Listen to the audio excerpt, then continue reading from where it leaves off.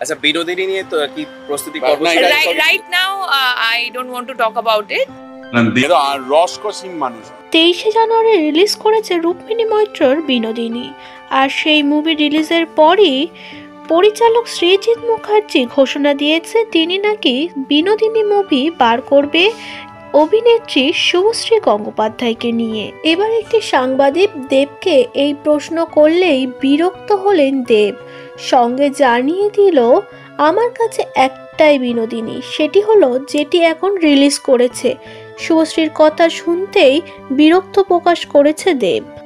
বিনোদিনীর পরেই এরকম একটা অ্যানাউন্সমেন্ট, আমার কাছে একটাই বিনোদিনী, যে বিনোদিনীটা রিলিজ হচ্ছে, বাকিটা আমি জানি না। দেবকে এবার উচিত শিক্ষা দিলেন শুভশ্রীর হাজবেন্ড রাজ চক্রবর্তী। রাজ চক্রবর্তী বলেন দেব তো রসকসবিহীন মানুষ, দেবের কথা আমরা ধরি না। সঙ্গে শুভশ্রীও জানায় আমি এখন বিনোদিনী নিয়ে কোনো কথা বলবো না, যে যা বলেছে সেটি আমি পরে কোনো ইন্টারভিউতে সবটা ক্লিয়ার করব। আজ সরস্বতী পুজো, আমরা সরস্বতী পুজো নিয়ে খুবই আনন্দে রয়েছি, কোনো রকম নেগেটিভিটি এখানে ছড়াতে চাই না। ইতিমধ্যেই দারুণ রেসপন্স পেয়েছে বিনোদিনী মুভিটি।